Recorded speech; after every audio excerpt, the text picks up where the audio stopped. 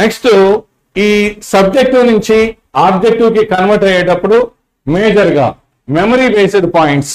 So చాలా వరకు ఏంటంటే బయాలజీలో కానీ కెమిస్ట్రీ లాంటి సబ్జెక్ట్ తీసుకుంటే ఇనార్గానిక్ పార్ట్ తీసుకున్నప్పుడు దానిలో ఎక్కువగా మెమరీ బేస్డ్ పార్ట్ ఎక్కువ ఉంటది.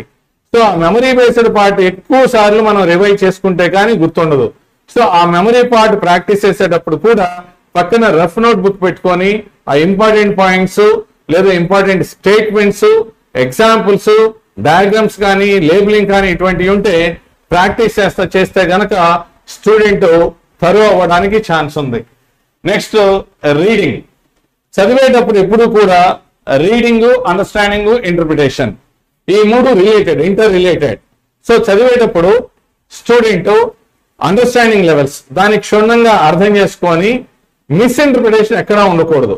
ఖచ్చితంగా జాగ్రత్తగా దాన్ని పాజిటివ్ వేలో అంటే ఇంటర్ప్రిటేషన్ కనుక ఉంటే ఆ తర్వాత కంటిన్యూటీలో కూడా ఎటువంటి బ్రేక్స్ లేకుండా ఖచ్చితంగా ఒక రైట్ పాత్ లో స్టూడెంట్ మూవ్ అయ్యేటువంటి అవకాశం ఉంటుంది. కాబట్టి చదివేటప్పుడే ఒక కీన్ అబ్జర్వేషన్ తోటి చదివితే అది అండర్స్టాండింగ్ ప్రాపర్ గా ఉంటే ఇంటర్ప్రిటేషన్ కూడా చక్కగా అంటే ఒకసారి మనం చదివేటప్పుడు చాలా మీనింగ్ఫుల్ గా కనుక చేస్తే డెఫినెట్ గా స్టూడెంట్ ఆ కాన్సెప్ట్స్ పరంగా స్ట్రెంథెన్ అవ్వడమే కాకుండా దాని నుంచి ఆబ్జెక్టివ్ ప్యాటర్న్ లో ఏ క్వశ్చన్ అడిగినా ఆన్సర్ చేయడానికి అవకాశం ఎక్కువ ఉంటుంది.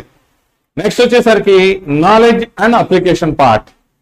సో ఇలా చదివేటప్పుడు కొంతమంది స్టూడెంట్స్ వాళ్ళ అండర్స్టాండింగ్ లెవెల్స్ ని బట్టి వాళ్ళకు ఉన్నటువంటి ఐక్యూ లెవెల్స్ ని బట్టి 2 సార్లు చదవడం ద్వారా సబ్జెక్ట్ లో ఆ స్టూడెంట్ ఎక్స్పర్ట్ అవ్వచ్చు. కానీ కొంతమందికి 3 సార్లు 4 సార్లు చదవాల్సిన అవసరం కూడా వస్తుంది.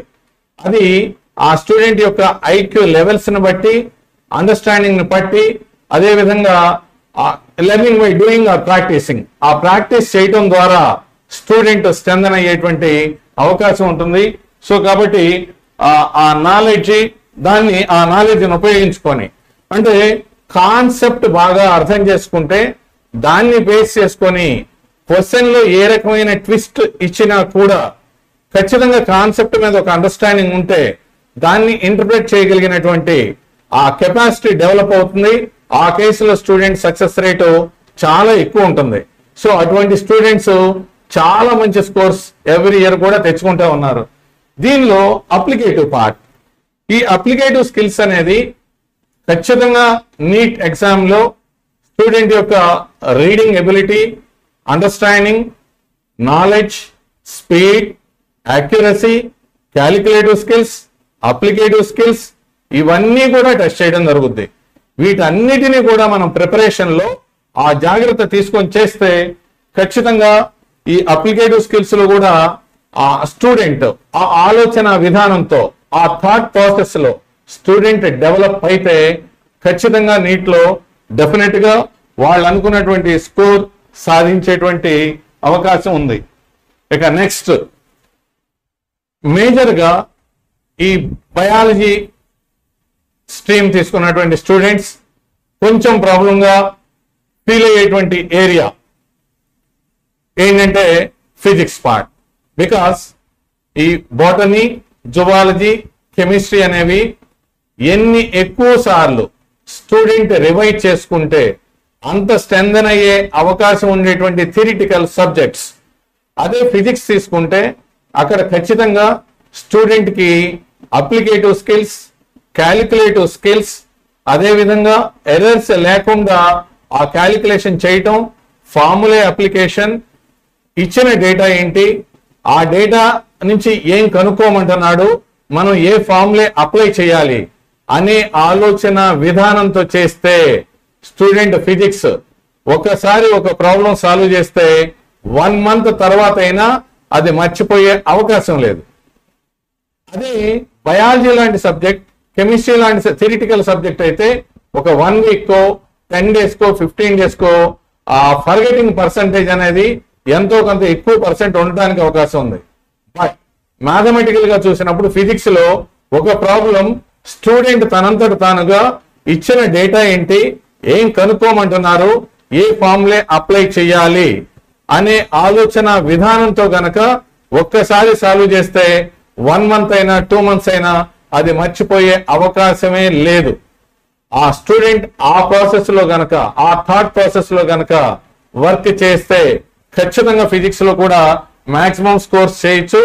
రీసెంట్ గా కనుక తీసుకుంటే ఆ ఫిజిక్స్ లో కూడా థియరిటికల్ క్వశ్చన్స్ అరౌండ్ 15 వరకు అడుగుతున్నారు. కాబట్టి ఎన్సీఆర్టీ టెక్స్ట్ బుక్ లో ఉన్నటువంటి ఆ థియరీ పార్ట్ కూడా 1కి 4 సార్లు స్టూడెంట్ ప్రిపేర్ అయితే ఆ థియరీ క్వశ్చన్స్ ఈజీగానే ఆన్సర్ చేయొచ్చు. కానీ ప్రాబ్లమ్స్ మాత్రం ఖచ్చితంగా ఎక్సర్సైజ్ లో ఇచ్చినటువంటి ప్రాబ్లమ్స్ అన్ని ఆర్డర్ లో ప్రతిదీ కూడా తను నాలెడ్జ్ ఉపయోగించి ఏది సొల్యూషన్స్ కానీ లేదా సొల్యూషన్స్ బుక్ కానీ చూడకుండా సాల్వ్ చేస్తే, ఒక్కసారి చేస్తే డెఫినెట్ గా అది చాలా రోజుల తర్వాత అయినా మర్చిపోయే అవకాశం ఉండదు. కాబట్టి ఫిజిక్స్ దగ్గర ఆ జాగ్రత్తలు తీసుకుంటే సో ఆ calculative skills, formula practice, so అవి రెండు కనుక చేస్తే డెఫినెట్ గా స్టూడెంట్ సక్సెస్ఫుల్ గా ఏ విధమైనటువంటి ఫోబియా లేకుండా ఫిజిక్స్ కూడా ఆన్సర్ చేయొచ్చు. ఇక అదే దానిలో కనుక తీసుకుంటే speed, accuracy, options reading. So speed, accuracy అనేది స్టూడెంట్ ప్రాక్టీస్ చేసేదాన్ని బట్టి, నంబర్ ఆఫ్ టైమ్స్ రివైజ్ చేసుకునే దాన్ని బట్టి ఆ స్పీడ్ అనేది స్టూడెంట్ కి డెవలప్ అవుతూ ఉంటది. బట్ ఆ స్పీడ్ లో కూడా తప్పులు చేయకుండా ఉండాలి అంటే ఖచ్చితంగా ప్రాక్టీస్ చేయాలి. ఆ ప్రాక్టీస్ చేయడం ద్వారా స్టూడెంట్ యాక్యురసీ లెవెల్స్ ఇంప్రూవ్ అవుతాయి. ఒకవేళ ఇక్కడ ఏదైనా యాక్యురసీ ఫెయిల్ అయినా కూడా స్టూడెంట్ ప్రాక్టీస్ లో కీ చూసుకుంటే అర్థమైపోతుంది. కాబట్టి నేను ఈ క్యాలిక్యులేషన్ పార్ట్ మిస్టేక్ చేశాను, ఎర్రర్ వచ్చింది కాబట్టి కరెక్ట్ చేసుకునే అవకాశం ఉంది. బట్ మెయిన్ థింగ్ ఏంటంటే క్వశ్చన్ చదవగానే what is the given data, which formula to be used అనేటువంటి ఆలోచన విధానంతో చేస్తే ఆ అప్లికేటివ్ స్కిల్, క్యాలిక్యులేటివ్ స్కిల్ అనేది ప్రాక్టీస్ చేయడం ద్వారా డెవలప్ చేసుకోవచ్చు.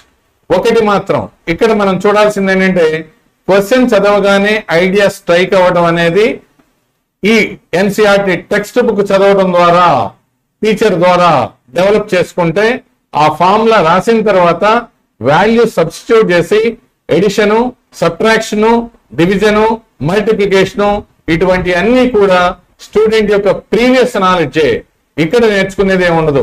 సో కాబట్టి ఇక్కడ ఆ ఫార్ములా ఏ డేటా ఇచ్చారు, ఏ ఫార్ములా అప్లై చేయాలి అనే ఆలోచన విధానంతో స్టూడెంట్ చేస్తే డెఫినెట్ గా ఆ ప్రాక్టీస్ ని బట్టి, నెంబర్ ఆఫ్ టైమ్స్ చేయడాన్ని బట్టి స్పీడ్, యాక్యురసీ డెఫినెట్ గా ఇంప్రూవ్ అవుతాయి. Next options reading. Theoretical subjects లో ఒక క్వశ్చన్ కి ఆన్సర్ ఒక ఆప్షన్ ఉంటుంది. అంటే ఫర్ ఎగ్జాంపుల్ ఒక క్వశ్చన్ కి ఫస్ట్ ఆప్షన్ ఆన్సర్ అయితే remaining second, third, fourth options ఆ ఫస్ట్ ఆప్షన్ కి నియర్ బై ఇచ్చినప్పుడు జనరల్ గా స్టూడెంట్ ఫీలింగ్ ఎలా ఉంటుందంటే సో ఈ క్వశ్చన్ చదవగానే ఇవన్నీ కూడా కరెక్ట్ ఆన్సర్లు కానీ అనిపిస్తున్నాయి అనేటువంటి ఫీలింగ్ లో స్టూడెంట్ ఉంటాడు. సో కానీ ఇక్కడ ఈ క్వశ్చన్ కి ఫస్ట్ ఆన్సర్ ఆప్షన్ అయినప్పుడు ఒకసారి ఆ రిమైనింగ్ ఆప్షన్స్ కి సెకండ్ ఆప్షన్ కి క్వశ్చన్ ఏ విధంగా ఉండొచ్చు, థర్డ్ ఆప్షన్ కి క్వశ్చన్ ఏ విధంగా ఉండొచ్చు, ఫోర్త్ ఆప్షన్ కి క్వశ్చన్ ఏ విధంగా, కరస్పాండింగ్ క్వశ్చన్ ఏ విధంగా ఉండొచ్చు అనే ఆలోచన విధానంతో స్టూడెంట్ చేస్తే ఎట్టి పరిస్థితుల్లో క్లోజర్ ఆప్షన్స్ ఇచ్చారు, నేను కన్ఫ్యూజ్ అయ్యాను దీన్ని ఆన్సర్ చేయటం దగ్గర అనేటువంటి ప్రాబ్లం రాదు. కాబట్టి థియరిటికల్ క్వశ్చన్స్ కి అయితే స్టూడెంట్ ప్రిపేర్ అయ్యేటప్పుడే ఒక క్వశ్చన్ కి, ఒక ఆబ్జెక్టివ్ క్వశ్చన్ కి ఒక ఆప్షన్ కరెక్ట్ అయితే రిమైనింగ్ నియర్ బై ఆప్షన్స్ ఇచ్చినప్పుడు వాటికి కరస్పాండింగ్ గా క్వశ్చన్ ఏ విధంగా ఉండొచ్చు అనేటువంటి ఆలోచన విధానంతో ప్రిపేర్ అయితే ఇటువంటి ఎర్రర్స్ కూడా రెక్టిఫై చేసుకొని స్టూడెంట్ ఎట్టి పరిస్థితుల్లో సింగిల్ క్వశ్చన్ కూడా రాంగ్ ఆప్షన్ చూస్ చేసుకునే అవకాశం ఉండదు. సో పర్ఫెక్ట్ గా ఆన్సర్ చేసేటువంటి అవకాశం ఉంటుంది. సో అదే ఇక్కడ చెప్తుంది ఏంటంటే framing questions from the theory options. అంటే ఒక క్వశ్చన్ కి రిమైనింగ్ ఆప్షన్స్ ఉన్నాయి కరెక్ట్ ఆన్సర్ కాకుండా, దానికి క్వశ్చన్ ఏంటి అనేది ఒక్కసారి ఆలోచన విధానంతో చేస్తే స్టూడెంట్ సక్సెస్ రేటు, మార్క్స్ పెంచుకోవడం అనేది చాలా బ్రహ్మాండంగా ఉంటుంది.